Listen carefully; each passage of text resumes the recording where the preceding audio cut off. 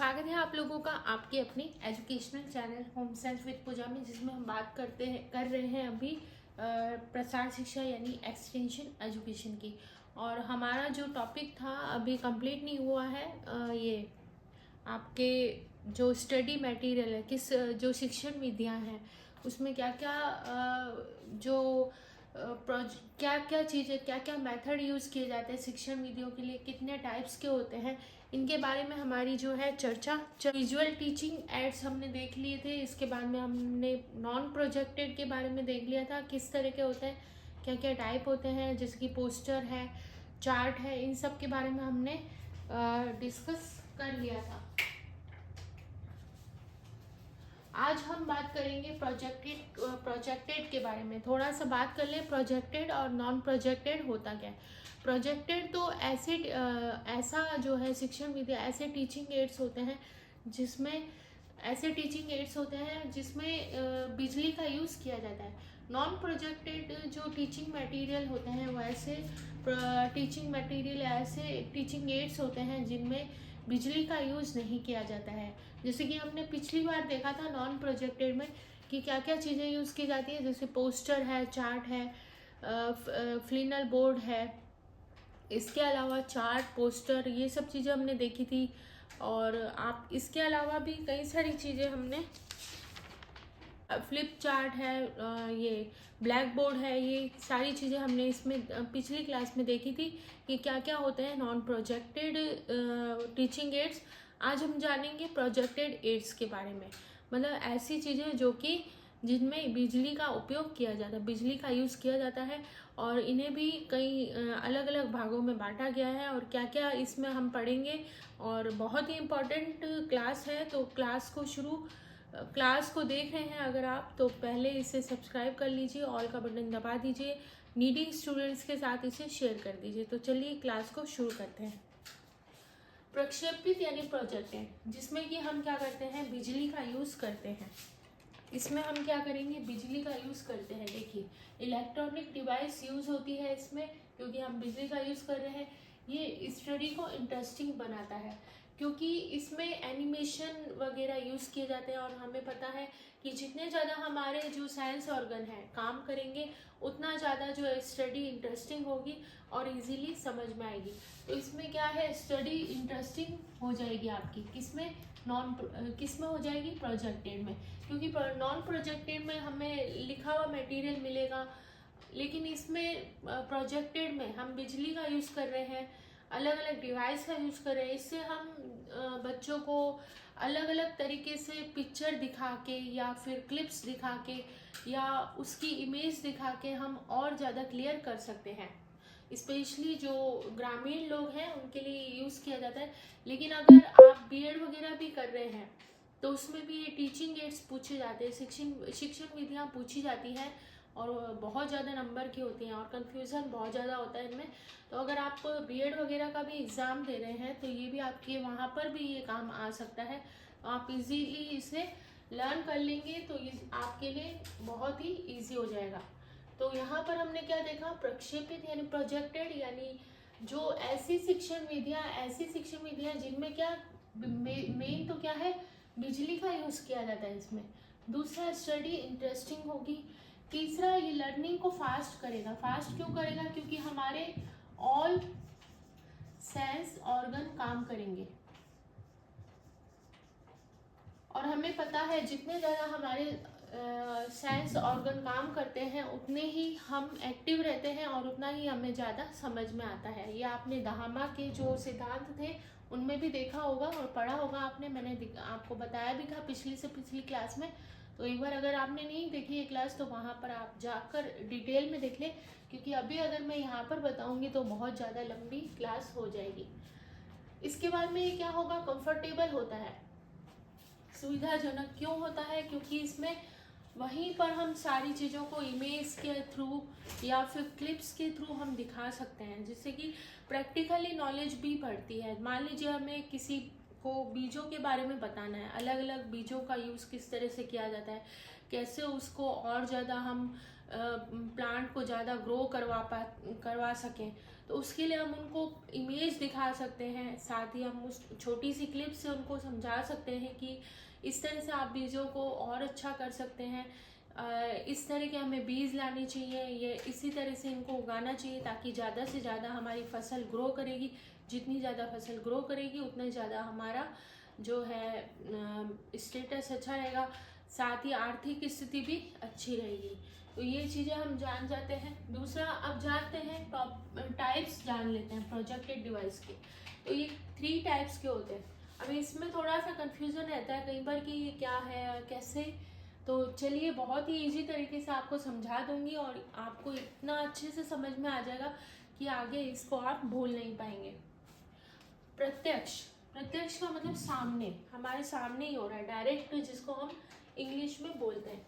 तो प्रत्यक्ष में क्या, जिसमें क्या यूज हो रहा है, डायरेक्ट सनलाइट डायरेक्ट बिजली जो है वो यूज हो रही है, लाइट यूज हो रही है, तो इसको बोलेंगे प्रत्यक्ष। जैसे कि टीवी है, एलईडी टीवी है, कंप्यूटर है, प्रोजेक्ट, इनमें क्या है, डायरेक्ट जो है लाइट यूज की जा रही है। दूसरा है परोक्ष, जिसमें प्रकाश किस ओर मुड़ेगा, 45 से लेके 75% तक मुड़ता है। और तीसरा है रिफ्लेक्टेड का मतलब ये हुआ कि किसी चीज के थ्रू जो है प्रकाश को भेजा जा रहा है। मतलब कोई मान लीजिए जैसे कि सनलाइट में, आपने एग्जाम्पल के लिए बता रही हूँ कि अगर आपने सनलाइट में कभी देखा होगा कि अगर आपने मिरर को रखा होगा सनलाइट में, तो उसकी जो इमेज है वो आपको मतलब जमीन पर दिखाई देती है कई बार। तो इसको हम कहते हैं थ्रू, किसी चीज़ के थ्रू हम प्रकाश को भेज रहे हैं। जैसे यहाँ पर ये लाइट है और यहाँ हमारा एक ऑब्जेक्ट हमने रख दिया है और इससे रिफ्लेक्ट होकर आपकी लाइट जो है जा रही है, तो इसको बोलते हैं परावर्तित या रिफ्लेक्शन। ये हो गया। अब आता है इसमें अलग अलग टाइप्स के जो है हम जानते हैं क्या क्या टीचिंग एड्स यूज किए जाते हैं।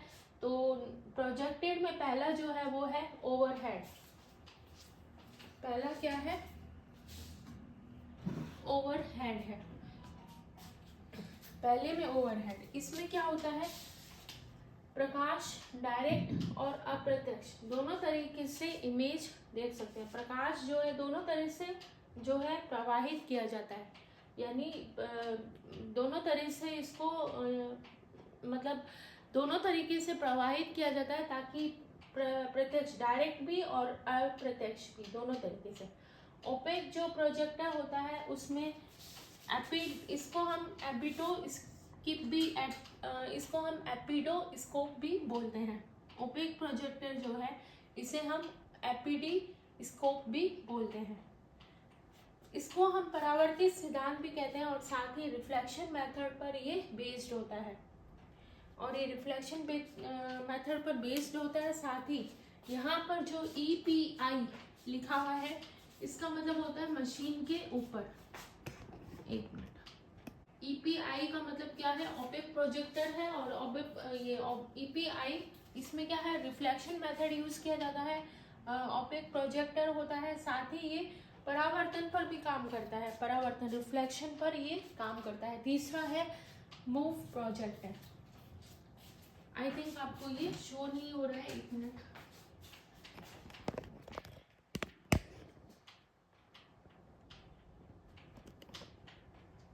तो मूव प्रोजेक्टर जो है, आप ऊपर वाली लाइन आपको शो नहीं हो रही थी, लिखा हुआ यही है इसमें कि मूव प्रोजेक्टर जो है इसमें किन सिद्धांतों को फॉलो किया जाता है। तो इसमें पहला तो है ध्वनि रहित। पहला क्या है, ध्वनि रहित, बिना ध्वनि के भी यूज किया जाता है और ध्वनि के साथ भी। यानी ये दो तरह के प्रोजेक्टर होते हैं, जिसमें मान लीजिए कोई स्टोरी बच्चों को स्टोरी बच्चों को बतानी है, या किसी ग्रामीण जगह हम गए हैं और वहाँ पर हमें लोगों को कोई चीज़ बताना है, तो हम वहाँ पर विद साउंड भी उनको बता सकते हैं कि इस तरह से आप ये काम कर सकते हैं। दूसरा, केवल हमें मान लीजिए पिक्चर ही शो करनी है किसी चीज़ की, कुछ चीज़ों की, तो उसमें हम बिना ध्वनि के भी काम कर सकते हैं। तो ये दो तरह का होता है मूव प्रोजेक्टर। जो कि ध्वनि रहित भी होता है और ध्वनि सहित भी होता है। ध्वनि भी हम यानी साउंड भी यूज़ कर सकते हैं और बिना साउंड के भी इसे यूज़ कर सकते हैं। ये 3 तरह का होता है। क्या कौन 3 तरह का होता है? Move projector. देखिए पहला है क्लासरूम। इसमें क्लासरूम कितना होना चाहिए? 8 mm होना चाहिए। दूसरा जो है एक्सटेंशन प्रोजेक्टर जो है उसमें 16 mm तक होना चाहिए क्लासरूम। और तीसरा है बिजनेस जिसमें 35 mm तक होना चाहिए। क्लासरूम एक्सटेंशन, देखिए क्लासरूम यानी कहीं अगर हम स्कूल में पढ़ा रहे हैं, एक्सटेंशन अगर कहीं गांव वगैरह में हम कोई चीज़ हमें बतानी है, और बिजनेस से रिलेटेड जैसे कुछ कंपनियां वगैरह भी प्रोजेक्टर का यूज़ करती हैं कि वो अपनी कुछ भी उनको अपना प्रोजेक्ट बताना है या कुछ भी बताना होता है तो वो कंपनियों में भी इस प्रोजेक्टर का यूज़ किया जाता है। तो हमने क्या देख लिया आज जो है कि पहला तो हमने ये देखा कि प्रोजेक्टर, नॉन प्रोजेक्टर और प्रोजेक्टेड टीचिंग यंत्र क्या होते हैं, वो हमने देख लिया। दोनों दो तरह के होते हैं। कौन कौन से? एक तो बिना लाइट के और लाइट वाले। लाइट वाले जो होते हैं प्रोजेक्टर कहलाते हैं, बिना लाइट वाले नॉन प्रोजेक्टेड कहलाते हैं। बिना लाइट वाले यानी नॉन प्रोजेक्टेड जो है सिर्फ और सिर्फ हमें शो होते हैं और इसमें ज़्यादा से ज़्यादा जो है बच्चों का या जिसे भी हम सिखा रहे हैं उनका ध्यान आकर्षित कम किया जाता है, जबकि प्रोजेक्टेड में ज़्यादा किया जाता है क्योंकि इसमें हमारे सारे ही सेंस ऑर्गन काम करते हैं। ये नॉन प्रोजेक्टेड जो एक्सटेंशन एजुकेशन के जो टीचिंग एड्स हैं वो हमारे स्टडी को और ज़्यादा इंटरेस्टिंग बनाते हैं, स्टडी को फास्ट करते हैं और क्या करते हैं, ये लर्निंग को भी फास्ट करते हैं और सुविधाजनक भी होते हैं। और हमने देख लिया कि कितने तरह के होते हैं, 3 तरह के होते हैं। प्रत्यक्ष होता है, परोक्ष होता है और परावर्तित होता है। तो प्रत्यक्ष में तो हमें पता है कि एकदम डायरेक्ट जो लाइट जाएगी वो, और रिफ्लेक्शन जो है उसमें किसी ऑब्जेक्ट के थ्रू लाइट को भेजा जाता है, उसको हम बोलते हैं रिफ्लेक्शन। अब यहाँ पर ये नोट है जो हमने देखा नहीं था अभी, एक बार दोबारा देख लेते हैं। भारत व इंग्लैंड में ओपेक को एपिडोस्कोप के नाम से भी जाना जाता है। एपिडोस्कोप जो कि अभी मैंने बताया ही था, लेकिन ये ध्यान रखना है कि भारत और इंग्लैंड में एपिडोस्कोप के नाम से इसे जाना जाता है। अब 1-2 क्वेश्चन है वो हम डिस्कस कर लेते हैं। ये क्वेश्चन भी साथ में आपके कवर होते जाएंगे, भले ही इस क्लास से रिलेटेड नहीं है ये क्वेश्चन, लेकिन ये आपके काम आएंगे और ये होम साइंस में पूछे जाते हैं। कागज के दोनों ओर छपाई कहलाती है। कौन सी छपाई कहलाती है? ड्यूप्लेक्स। जब कागज के दोनों ओर आगे पीछे दोनों तरफ जो है छपाई की जाती है तो वो ड्यूप्लेक्स या डबल छपाई कहलाती है, डबल प्रिंटिंग। ये प्रिंटिंग वाला चैप्टर है टेक्सटाइल से। नेक्स्ट है फ्रीज में अवरोधी पदार्थ लगाया जाता है, यानी रजिस्ट पदार्थ। जैसे कि हम प्रिंटिंग में बाटिक छपाई जो है इसमें मोम यानी वैक्स का यूज़ करते हैं ताकि उस कपड़े पे कलर ना चढ़े। इसी तरह से जो फ्रिज है उसमें अवरोधी पदार्थ यूज़ किया जाता है। कौन सा? इसका नाम है पॉलीयूरेथेन फोम या फ्रेयॉन टैप। फ्रेयॉन से एक चीज़ और मुझे अभी याद आई तुरंत ही कि फ्रिज में कौन सी गैस यूज की जाती है। बहुत ही फेमस क्वेश्चन है और एग्जाम में पूछा जाता है। ये आपके जो जनरल साइंस है उसमें भी ये क्वेश्चन पूछा जाता है। तो फ्रिज में जो गैस यूज की जाती है वो की जाती है फ्रेयॉन 12। फ्रेयॉन 12 जो है ऐसी गैस है जो कि फ्रिज में यूज की जाती है।